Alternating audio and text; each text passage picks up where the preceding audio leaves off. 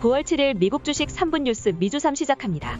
테슬라 2023년까지 운전대 없는 전기차 출시. 자동차 매체 일렉트릭은 일론 머스크 테슬라 CEO가 직원들에게 2023년 출시를 목표로 25,000달러짜리 전기 자동차 출시를 목표로 하고 있다고 보도했습니다.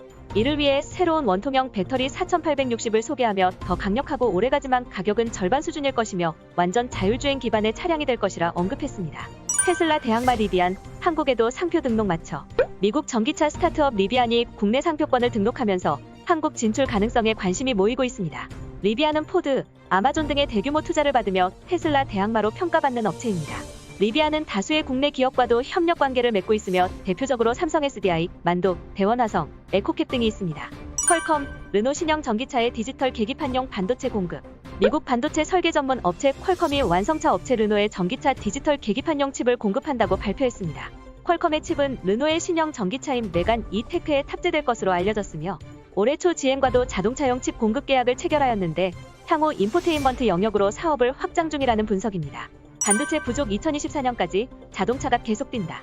폭스바겐의 디스 CEO는 당초 반도체 부족 현상이 올 여름께 해소될 것으로 전망했지만 델파변이 확산으로 동남아시아의 공장 가동이 수차례 멈추며 일정의 차질이 생기고 있다고 밝혔습니다.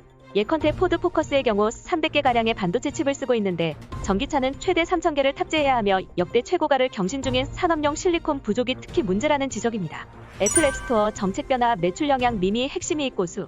CNBC는 애플의 최근 앱스토어 규정 일부 개정이 변화로 보일 수도 있으나 이로 인한 매출 영향은 미미하고 핵심 이익은 고수하고 있다고 평가했습니다.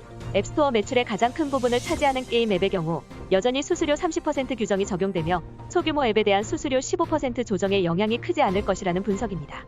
미 유통주 올 들어 50% 급등. 아마존 징동닷컴이 싸보여. 미국 유통주들은 올 들어 작년보다 50% 이상 올랐습니다. 팬데믹에도 소비가 계속 늘어난 덕분입니다. 5일 기업평가회사 모닝스타에 따르면 유통주에 집중 투자하는 SPDR S&P 소매 ETF는 올 들어 수익률이 50%를 넘었습니다.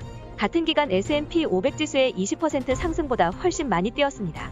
전반적으로 비싸지만 향후 마진을 유지할 수 있을 것으로 분석되는 개별주로는 아마존, 그룹폰 등 일부 종목과 중국 기업인 알리바바, 징동닷컴을 꼽았습니다.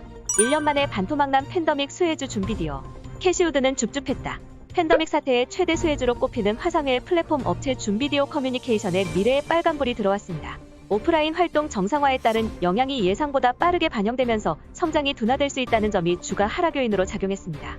반면 팬데믹 사태 이후에도 중장기적인 비대면 화상회의 수요가 어느 정도 유지될 것이라는 전망도 만만치 않은데요. 아크인베스트먼트의 캐시우드는 줌의 주가가 크게 하락하자 대거 매수에 나서기도 했습니다. 다시 사무실로 출근하면 떠오를 종목은 미국의 백신 접종률이 50%를 넘어가면서 리오프닝 관련주에 대한 관심이 커지고 있습니다. 재택근무가 점차 줄어들고 사무실로 모이기 시작하면 소독, 보안 등의 서비스를 제공하는 업체가 수혜를 볼 수 있다는 분석이 나오고 있습니다. 6일 CNBC에선 사무실 복귀 관련 유망주 3개를 제시했는데요. 수질관리 감염예방 전문기업 에코랩, 기업 유니폼 청소 안전 등 관련 서비스를 제공하는 신타스, 보안 시스템 회사 비빈트를 언급했습니다. 달러, 연말까지 끌고 갈 3가지 강세 요인은 크레디트 아그리콜은 3가지 요인이 연말까지 달러에 긍정적인 영향을 미칠 것이라고 설명했습니다. 첫째, 연준의 테이퍼링입니다.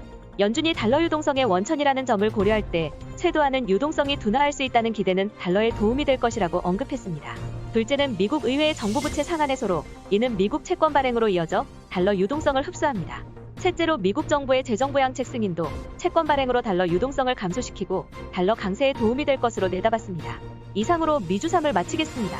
시청해주셔서 감사합니다.